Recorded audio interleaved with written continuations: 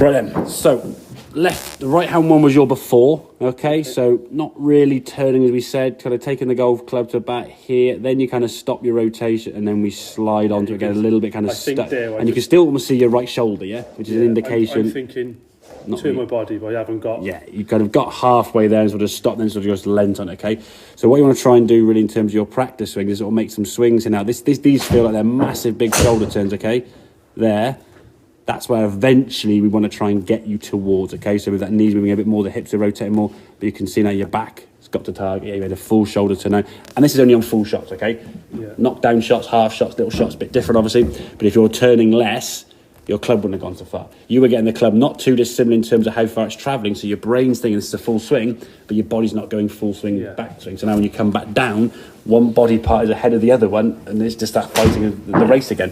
When you time it well, brilliant. But make some swings, and I would say almost get that full squeeze that back and get that shoulder, so you can almost see that shoulder behind there. You can get much more turn there with that right shoulder. And then when you set to the golf ball, you just set to the golf ball comfortably and make a normal swing. And what we'd hope for, rather than being sort of 70, 80 degrees with this one here now, the practice of 110, we get to the 90, 100 mark we want to try and get to. Yeah. And there's your backswing. You've got this behind the golf ball now, okay? Whereas this one here now is kind of on it, but you haven't really turned and rotated that much. So you're sliding into it. Now you can, now you can just start shifting into that left side nicely. So when you come back to the golf ball, good impact position. Hands are nicely leading, weight shifting onto that front side, okay? And you can just clear your body through knowing that ball's going to start on the left-hand side. Worst case, it drifts a bit right, it's the face a bit open, or it just stays a bit left, the face is a bit closed, as those last 3 or 4 have been, yeah? 190 yards, I appreciate this is not exactly... That's pretty... It goes further on here a little bit because it's on warm conditions. That's the only difference, okay? So you might be getting...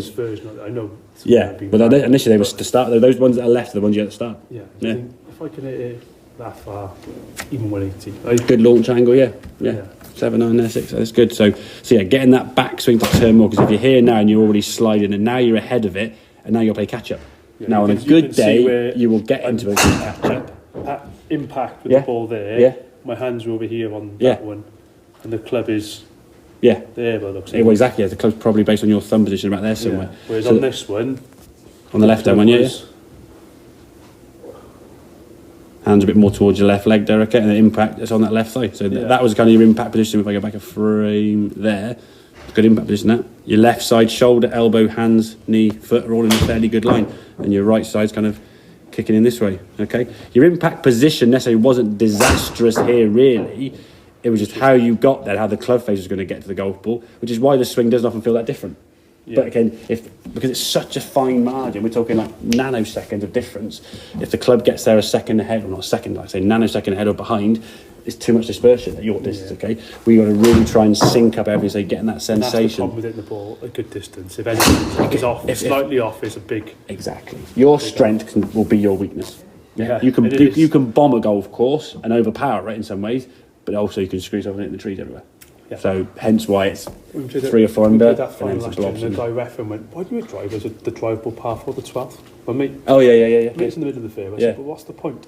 You can drive the green." I said, "Yeah, but I can also drive in the trees left." Exactly. Yeah. I said, 2 balls on the hole is better than 1. 100%. That's always my thing with 4 better balls. 2 birdie patches better than 1. Like 2 in hand better than 1 in the bushes. That's how the phrase goes, isn't it? I spanked out of bounds. The pressure's all in there, and he's got to make it. And you used to play on your own, but that's a bit more pressure when you're on your own. Yeah, because you're playing for yourself now, and you're playing for your team member as well, and that builds up the pressure. When you mess up for yourself, it's just yourself. When you mess up for your teammate as well, it's massive, mate. If you both mess up, mate, you've both done it. But when you do it, you feel bad because you've done it. Well, that's why your mate felt bad on the 18th of the 3-putt last. But then I did it because I topped off the team. Exactly, yeah. And if you're not in there helping him, it puts more pressure on him. Just a nice, smooth highway down the middle. Yeah, and doink. Yeah, but that again, there, if you probably have topped it low, but you probably haven't completed your backswing again, got a little bit tight and a bit stiff because obviously your anxiety levels are increasing because you're a bit stressed now. Don't hit it right. Yeah. And then... So now you're tensing up, and then if you're trying not to go right, what you'd have done is you haven't completed the backswing. I don't want to go right, and just got so far ahead of it. You've hit the golf ball as the club is still coming down. You haven't topped as a hacker tops on the way up and topped this way. You just basically smothered into the ground. And it's just gone...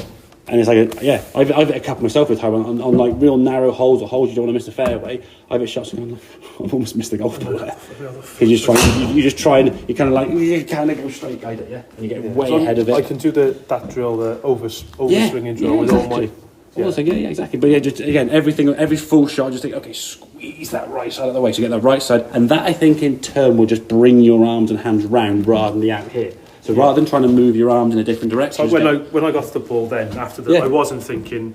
I just swung it over the ball. Don't think, mate. Yeah.